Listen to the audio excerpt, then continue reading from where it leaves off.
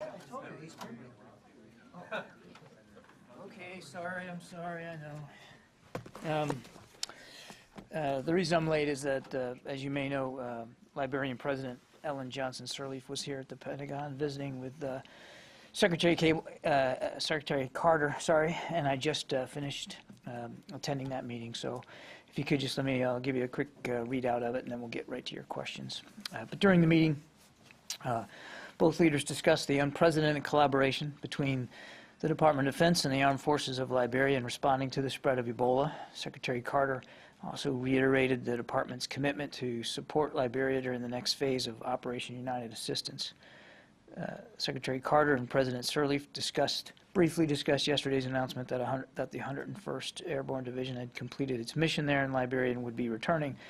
But both made clear that they know that this departure is a larger part of a USAID Department of Defense plan that's approved by the President in January to transition Operation United Assistance to civilian and international organizations.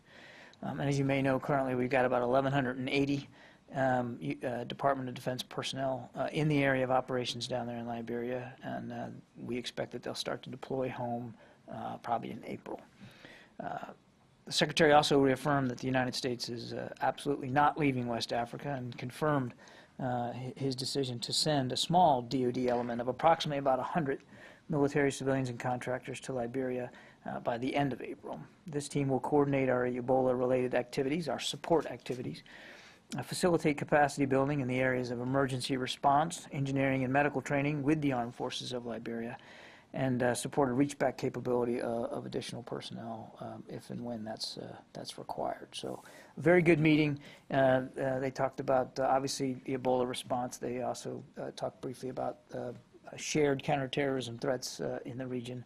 But most importantly, I think both leaders commented more than once in there about the extraordinary response by this department and by the men and women of the Defense Department in helping the people of Liberia deal with this deadly disease. So with that, Bob.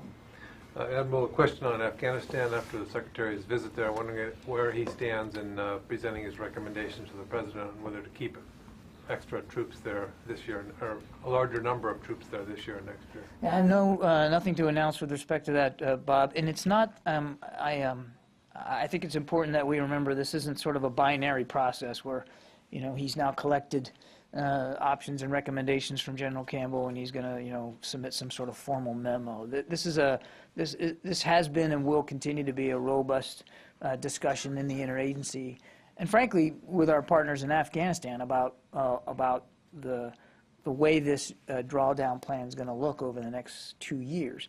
And I also think it's important to remember that nothing has changed about that plan as it stands now.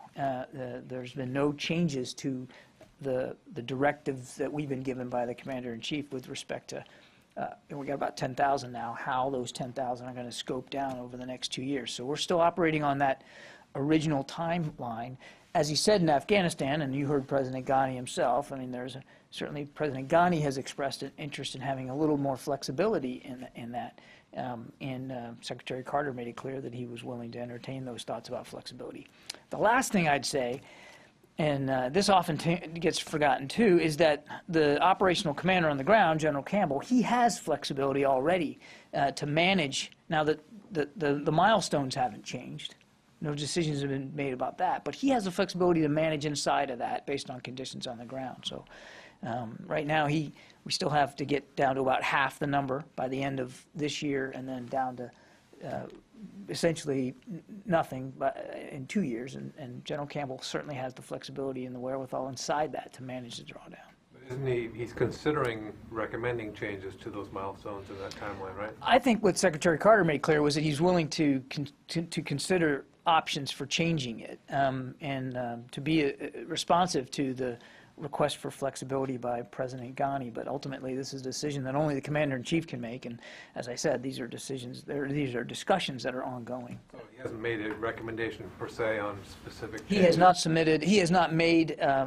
He has not come to any conclusions, nor has he pushed forward any particular recommendations to the Commander-in-Chief. Admiral Kirby. Jen. Two quick questions. Can I get your reaction to the Iran war games that took place in the Strait of Hormuz this week? Yeah. It's been 3 days. They targeted a mock-up of a U.S. aircraft carrier. Do you see this as menacing? They also said they had tested a new strategic weapon. Is this of concern to the Pentagon? Well, we're aware of the media reports on this alleged test of a new weapon. I don't have any information specifically with regard to that. I've seen the press reporting on that, and that's about the extent of my knowledge of this test. What I would say with respect to that question is that we're very comfortable, very confident in the military capabilities that we have in the region, particularly with respect to the Gulf and Gulf security. So, as you know, we have the 5th Fleet base there. There is an aircraft carrier in the Gulf, as you know. We're very comfortable with the capabilities that we have there. And then as to the exercise where they fired on this mock-up of an aircraft carrier, obviously we watch all those kinds of developments closely. I'll let the Iranians speak for the purposes of their exercise. This was more akin, in our view, to hitting a barge than it was an actual aircraft carrier that can defend itself with, 70-some-odd planes and supporting ships. And again, I go back to my last point. We're extremely confident and capable in our defensive capabilities there. And just a follow-up. You have said in the past that the funding to ISIS, you thought the oil funding had perhaps been disrupted. Where are you seeing most of the funds for ISIS come from, and what is the strategy to disrupt that funding? It's a great question. I think they certainly continue to get revenue from the oil industry, black market oil industry. We know we've had an impact on that. It's difficult to put a dollar figure on it exactly, but through hitting crude collection points, from hitting refineries, we know we've had an impact on them. But by and large, this is a group that gets the largest source of revenue comes from stolen assets, particularly banks. And one of the reasons why, there's lots of reasons why you see them try to occupy populated areas. Obviously, if you have this vision of being a caliphate, the idea of a caliphate is to govern, so that means you need population areas to govern. But they also seek those kinds of areas because that's where the money is, literally the cash. And so we see them as they move into, or they're not moving into too many towns these days, but as they were occupying ground, it was also to steal money, to actually rob banks, quite literally.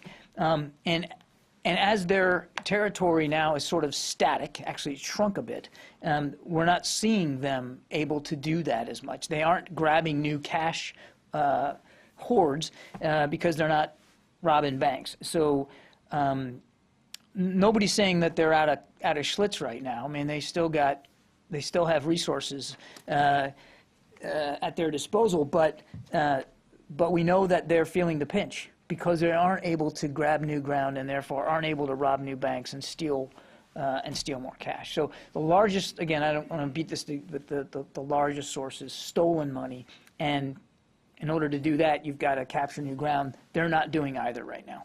Do you have any evidence that they're getting donations from Qatar, UAE, any? Oh, sure. I wouldn't get into the specific places that but sure, they do get some donor contributions, but again, we don't assess that is a large percentage of their resource capability. Barb? A couple of additional Iraq questions. On Mosul, I know you've said several times that the U.S. military wants to wait for the Iraqi military to really be ready to go against Mosul. But CENTCOM, did put April and May on the time frame, on the public scope. So isn't it actually the case right now that factually that April is no longer on the scope, because now that's just days away and the fundamental steps that you would have to take to be ready for that are not happening? So can you acknowledge that at least April is not factually on the scope right now? Actually, the short answer to your question, Barb, is no, I can't, and I wouldn't. I think Secretary Carter spoke to this very well on our trip out to the region, that this is going to be and must be an Iraqi-led operation, and that, more critically, we're not going to be able to go, nor do we want to go, any faster than the Iraqis are ready to go. And I think, you know, that has remained sort of where our heads are here in the Pentagon, and I think that's a healthy way to look at it. So I can't sit here, and you know, we've talked about this many times. I just can't put a date certain on there and say it's going to happen at a certain time, nor am I prepared to, you know, rule something out and tell you definitively, well, April's out. I think we need to keep in mind that we all know Mosul's key terrain. And General Austin stood up here and said himself, that's going to be a very tough fight to try to retake Mosul. And we're only going to be able to do it if and when the Iraqis are ready to do it, and that we can ensure success, that we can prevail. It's really important that when that day comes, that everybody is successful. The other thing I'd say, Barb, is that the train, advise, and assist mission is not all about just getting ready for Mosul. It's about improving their combat power, and they are in the fight right now, retaking terrain that ISIL has either recently tried to take or is trying to defend. So supply lines up in the north, the Peshmerga are cutting off supply lines of ISIL into Syria. You've got an active fight going on right now in the town of al-Baghdadi, which just a couple of weeks ago everyone was pretty breathlessly worried about. The 7th Iraqi Army is in al-Baghdadi and having some success at taking it back. A couple of days ago they tried to take Kirkuk, and they had it for like a day, got kicked right out. But the thing is, April is essentially 30 days from now, and one would have to think that the Secretary of Defense would have some notion or be seeking some notion if 30 days from now the Iraqi military is ready to go. And then I have a follow-up question about ISIS online. So I mean, he's got to be asking this. Well, 30 days. I can assure you the Secretary of Defense is very interested in the progress of the train, advise, and assist mission. He is. And he has been asking lots of questions about how well the Iraqi security forces are doing. He's concerned about how well they're doing in the training pipeline. And we've graduated some 2,500 or so already from this. But he's also interested in asking lots of questions about how they're doing in the field. And I just told you that they are in the field. They are fighting. What the Secretary has also made clear to the military leaders is that he doesn't want to go, with respect to Mosul, doesn't want to go any faster than the Iraqis are ready, and no faster than what we can assure ourselves of success. So the Secretary is not overly concerned with the date on the calendar. It's not like he's looking at the calendar and saying, okay, yeah, April's coming around the corner. He wants to know General Austin's view of when they're ready and what General Austin's professional judgment is about and working with our Iraqi counterparts to making sure that as they step off on this, that they step off fully ready to succeed. And it shouldn't be lost on any of us that, again, when I say Iraqi-led, I mean we really do mean Iraqi-led. That the Iraqis have to also, that they get a big vote here. Very quick. Everyone talks about ISIS, online, social media. The U.S. military, through the NSA, through the intelligence community, and the U.S. military has massive capability on social media. So I think a lot of Americans are wondering, why can't you just turn ISIS off? Why can't you get them off social media, turn off their access to the online world? Well, I'm always leery getting into cyber capabilities here from the podium. A couple of thoughts here. One, yes, we're very mindful of their agility in social media, and social media allows for agility because of the vehicle itself, and so just shutting them off, it's not as quick, it's not as easy as just taking a switch and shutting it off. First of all, we don't own social media in the military. We participated in just like everybody else participates in it. And again, without getting into specific cyber capabilities, I can tell you we're mindful of how they're able to use it, and we're working very hard at this problem, not just here in the Pentagon, but with our partners at the State Department and internationally as well. Yeah. CNO Greener told House Appropriators yesterday that he favored the continued existence of some kind of supplemental fund. Even though OCO is scheduled to go away in 3 years if sequestration is repealed, he said, even if it's not OCO, let's call it something else, but give me a supplemental fund, even if it's scaled down. Does OSD support the continued existence of supplemental funding in the future, even after OCO is phased out? Well, without speaking specifically to what the Admiral Greenert said, I think Secretary Carter is still working his way through this budget. He wasn't here when it was submitted, but obviously our position here at OSD is that to the maximum degree we can, we want to have our programs and our readiness dollars processed through the actual presidential budget, and to not have to rely too greatly on supplemental funding. But again, I didn't see everything that Admiral Greenert said. Obviously, the Secretary's larger concern is that the services get the resources they need to be able to execute the defense strategy. Yeah, Phil? Admiral, another trip follow-up, please. The Secretary was asked in one of his troop talks about the limit on American troops in Iraq at about 3,000, and he said, maybe that's the right number, maybe it's not, I'll have to go back and take a look at that. Right. Can you tell us where he is on either recommending to the President raising that ceiling or taking it away and letting that force there be what it needs to be, as opposed to having that limit? A couple of things. First, he hasn't made any recommendations in terms of changes to our troop levels in Iraq. I think also it's important to remember that the number has been set through a series of war powers resolutions.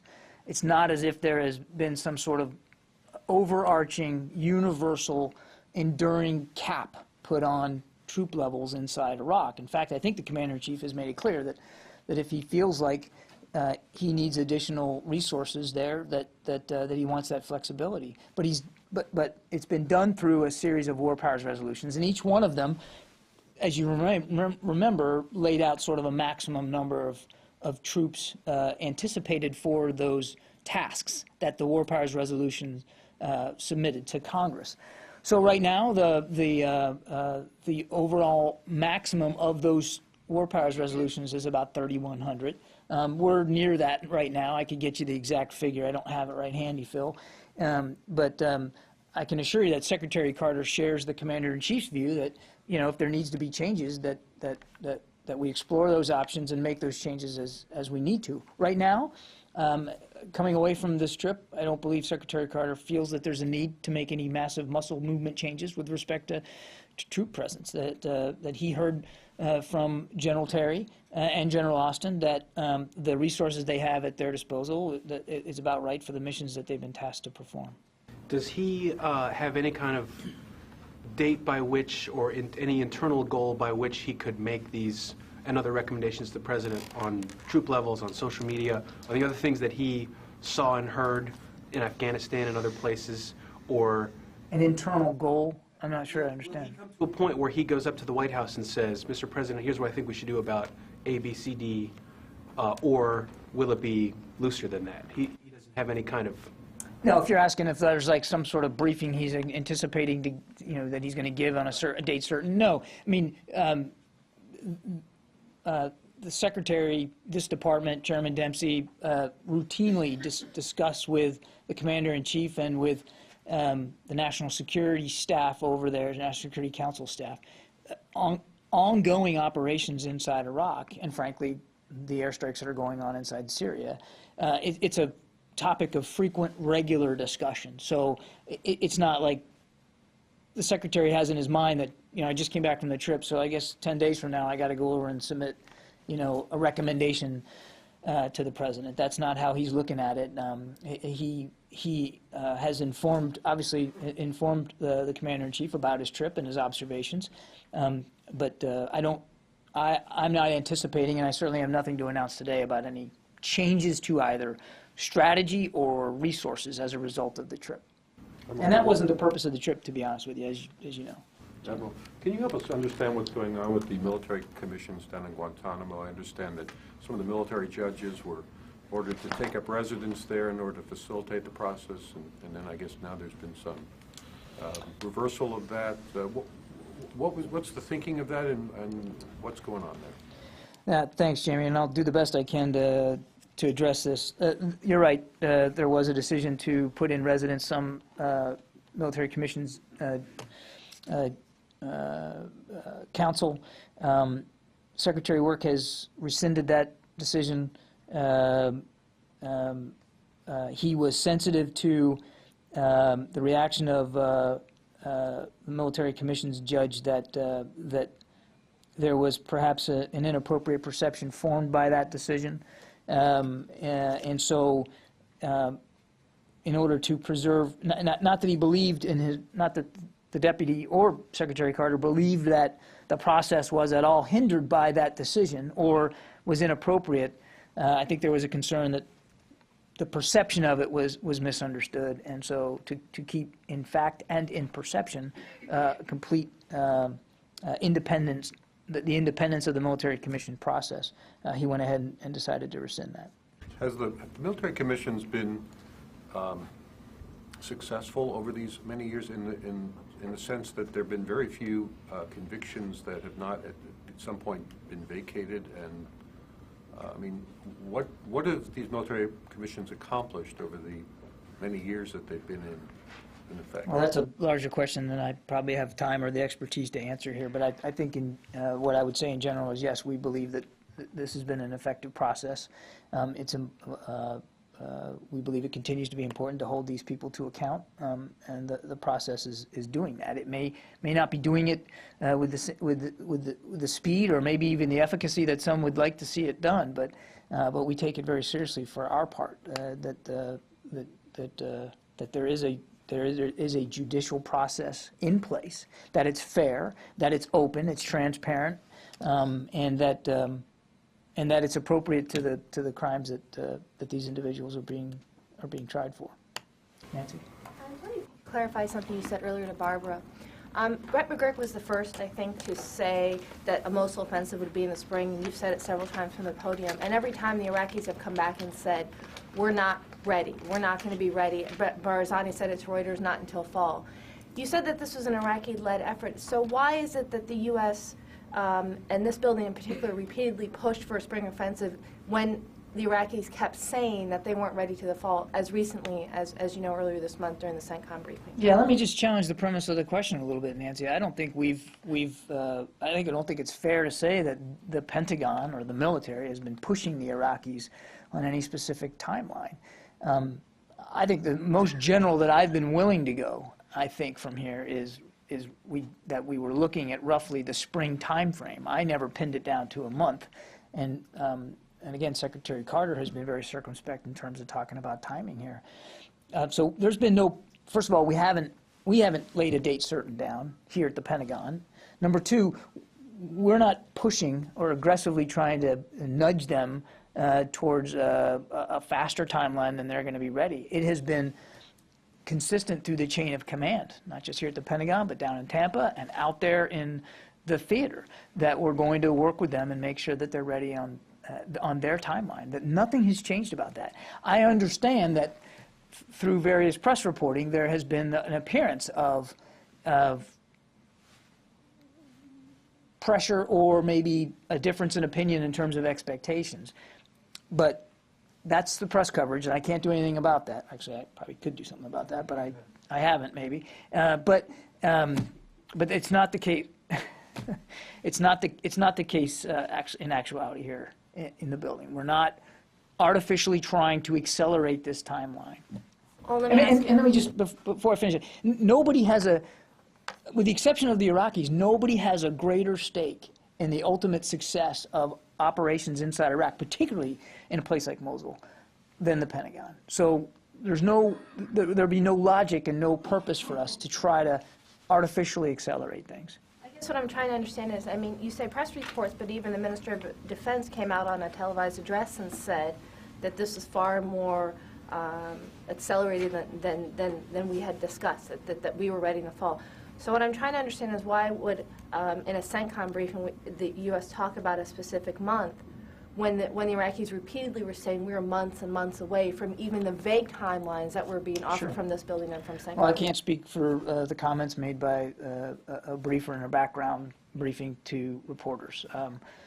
So I need to put that aside for a minute. Well, all I can do is keep coming back to where Secretary Carter is, and certainly remains after his trip to the region, and where I've been routinely for the last several months.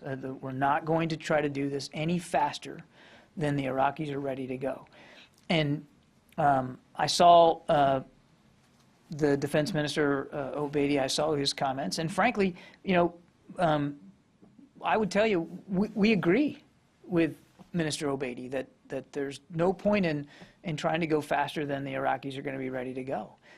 Is April or May faster than the Iraqis are ready to go? Is that the assessment of this building at this point? I don't know, to be honest with you. I mean, that's a discussion that we're having with the Iraqis every single day. And I also think that it's a little bit premature to be looking at the calendar and saying, well, here's the week and here's the month, and we're stepping off.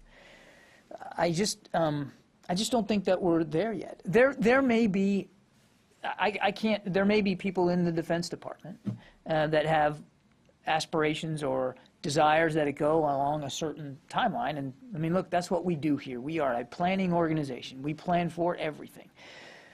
But again, I just keep coming back to Secretary Carter's main point, which is that we're not going to go any faster than we can be successful. And there's not, to my knowledge, there's no artificial pressure being applied to Iraqi leaders to move any faster than they believe they're capable of. And we have, certainly this will be their operation, their leadership. They ultimately need to decide the timing, of course. But we know we have a role in that, because part of what we're doing with this train, advise, and assist is to try to get them ready, not just for Mosul, but for all manner of offensive operations inside their country. We know how to do this. We're good at partnering with other militaries in other countries, and we're good at helping them identify the gaps and seams in their capabilities and then closing those gaps and seams. There are gaps and seams that need to be closed inside the Iraqi security force, and that's what we're working on. Okay. Sort of a related topic on the training of the Syrian moderate rebels. Is there any update on that? And a Turkish official was quoted today as saying under the new agreement something about that program was starting on Sunday. Do you know anything about that? I don't have anything with respect to Sunday. We're certainly welcome the agreement that we secured with Turkey to allow us to be, to sort of cement the relationship with respect to train and equip for the moderate opposition members. Let me try to tell you where I think things are right now. So the agreement with Turkey was welcome. That was we have like agreements, as you know, with other countries in the region, particularly Qatar and Saudi Arabia. So it was good to get this one done, and it allows us to move forward. I won't put a date certain on when the training will begin, but but our assessment is that we could be ready sometime within the next 4 to 6 weeks to begin actual training. There is, I think the last time I was up here, I said that we had roughly 1,200 individuals that had been identified for potential to participate in the initial round. I think that's up to around 1,500 now. And of those 1,500, more than 100 of them have been screened. No derogatory information has been found to date with respect to that. So that process is ongoing, and that's an important first step. The training, when it starts, will be roughly small-ish, probably 200 to 300 trainees per class. And again, nothing has changed about our desire that we eventually get up to, 5,000, 5,500 over the course of a year for the initial installment. And then look, we'll make adjustments as we move on. If capacity, if the recruiting pool is there and the screening process is successful and efficient, the number of trainees could go up. We'll just have to see where we go. But that's the latest of where we are right now. 200 to 300 at each of the sites in the various countries? 200 to 300 per class, and I don't know how many classes per site, but that's roughly what we're looking at. It probably, in this early going, Cami, probably would be per site, but again, the capacity of this program could grow over time. We're just going to have to wait and see. The point I'm trying to make is there has been progress in terms of getting sites prepared And we, as I said last week, you know, we've got some advanced personnel already in the region that are helping with the final preparations. There's been progress now with not only identifying an initial pool, but starting to screen them. So that's important. We didn't even as last week, we didn't have quite that, you know, that level of specificity. So things are moving in the right direction. Long way to go. Nobody's underestimating the challenges here. Same number of Americans there that are... Right. I think I said we had about 100 advanced personnel in the region. I think that's still the case. And eventually, what I said was we could have total U.S. personnel devoted to the mission about 1,000. Not all of them trainers. Probably several hundred trainers. Some will be intelligence analysts, logisticians, support personnel, that kind of thing. But there's no change to the U.S. presence with respect to this since I briefed you last. Admiral Kirby, yesterday in the Senate, the Director of National Intelligence and the DIA Director both said they thought it would be about 6 to 9 months before the Iraqis were ready for Mosul. And my question is, why is there such a difference between this April-May CENTCOM, I guess, prediction versus what the DoD's intelligence arm's saying 6 to 9 months? I honestly can't speak to those differences of opinions. I mean, that's why I want to keep coming back to our principal core objective here is not to go any faster than Iraqi security forces are able to go. And it's why I have assiduously avoided putting a date certain on the calendar here as I talk about when this might actually occur. The other thing that I think, if you don't mind me pounding the podium on this again, the other thing that I think is really important for us all to remember is Mosul, important though it may be, is not the end-all be-all of operations on the ground inside Iraq. That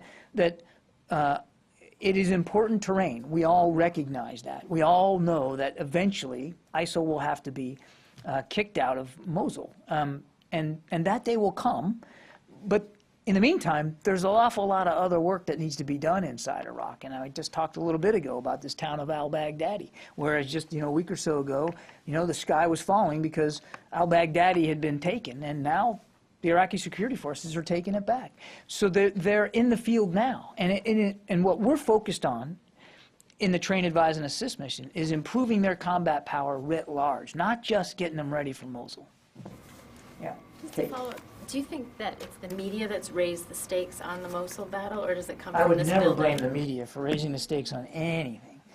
It partly does come from what officials have said at the podium in terms of the importance of it. Yeah, I mean, I think it's fair to some of the criticism here in the last question. I think it's fair. There have been assessments literally all over the calendar. I mean, I get that. So I'm not blaming the media on this, nor am I, frankly, blaming anybody in the department. I mean, this isn't rocket science. It's not theoretical physics. This is military operations and maneuver of a very complicated, difficult sort.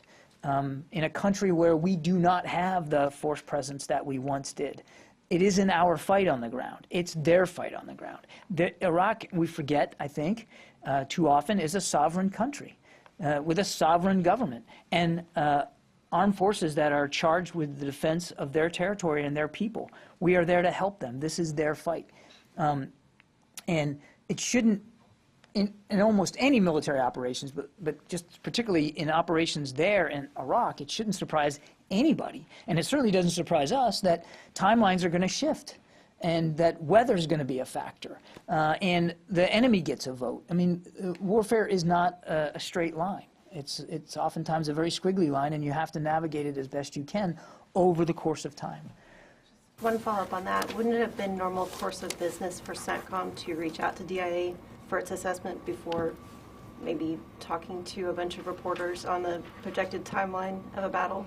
Well, again, I'm not going to speak to the comments on a background briefing by an anonymous source or where that came from. I mean, and I certainly won't speak for Central Command. I can't do that. I can tell you that General Austin is completely 100% dedicated to doing the mission there in Iraq the right way, not just about taking Mosul, but about getting the Iraqi security forces ready to sustain themselves and be efficient in the field. I mean, I talked to him myself just a few days ago. I mean, he's very dedicated to the mission that he has been tasked to execute.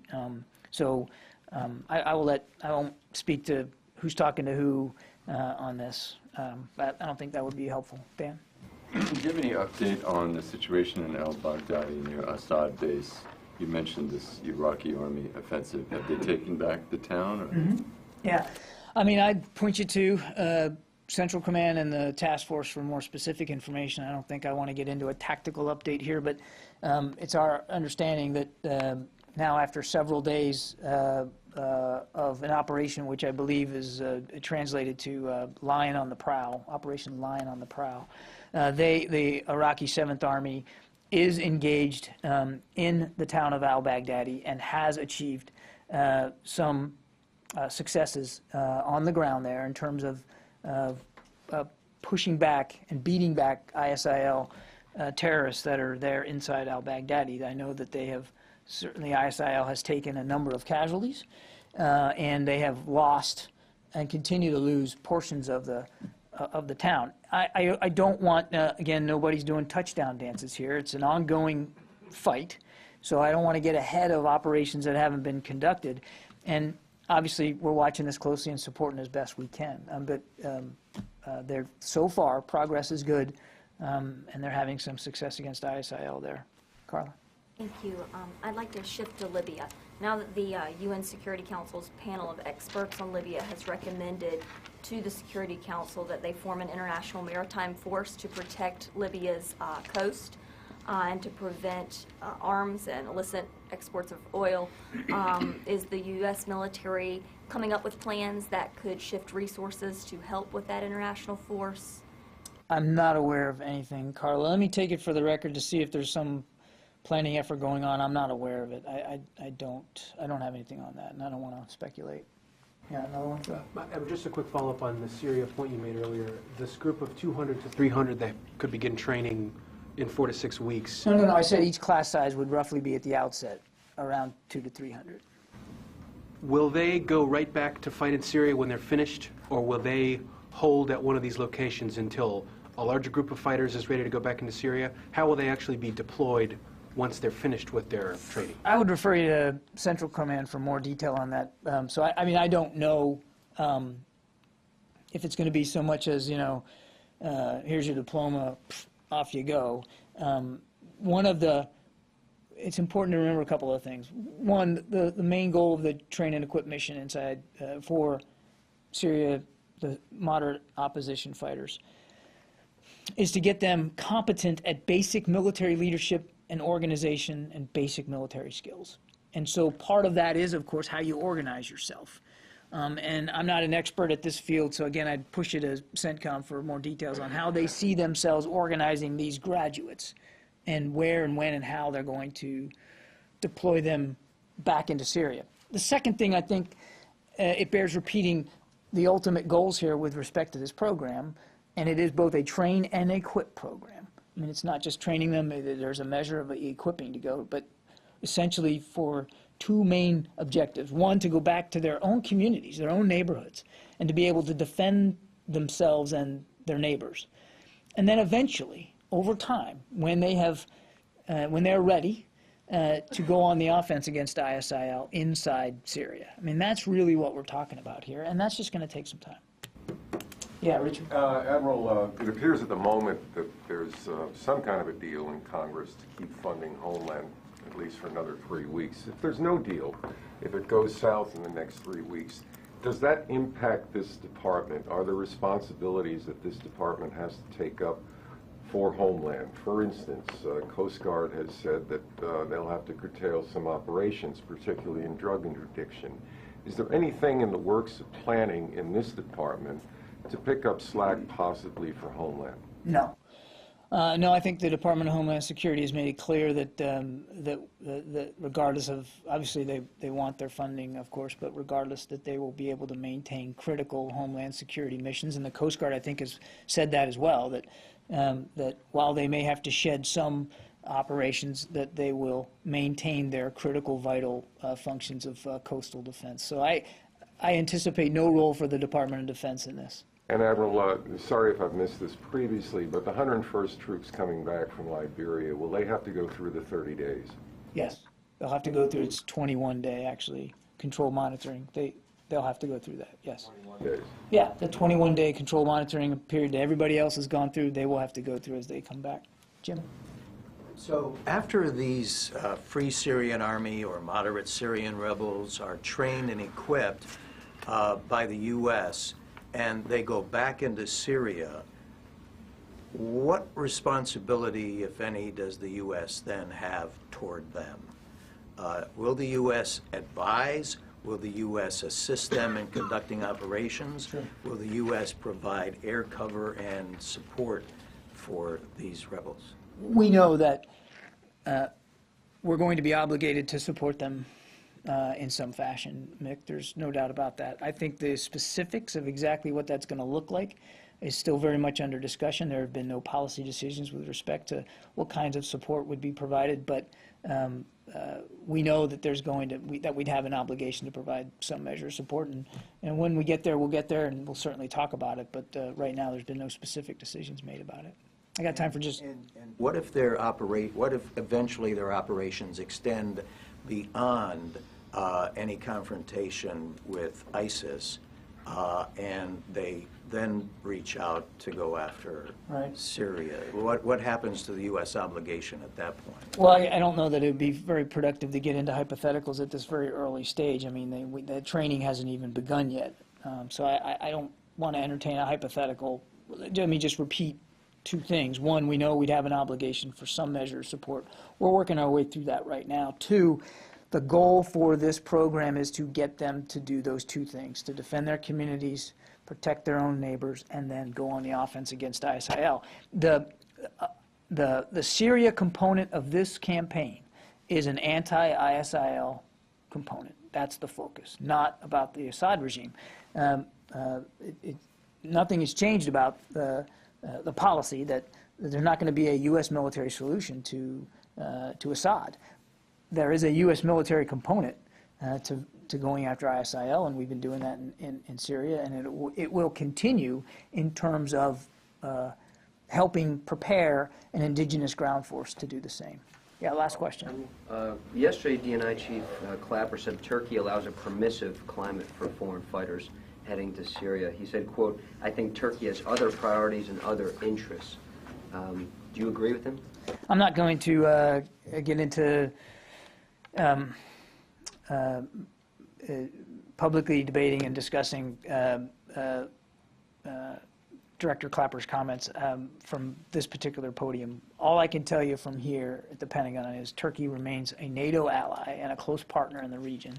We're grateful for the support that they have already lent to this effort, and now, again, through this agreement to allow training of moderate opposition on their soil, and we look forward to continuing to work with them. I mean, each nation brings to this coalition what it can and what it's willing to contribute. We're grateful for that, and we understand that Turkey has other regional concerns, security concerns. We recognize that they possess those concerns. We know that they've articulated those concerns. But where our focus is, back to my question, my answer to Mick, our focus is against ISIL in the region. Thanks, everybody. See you next week.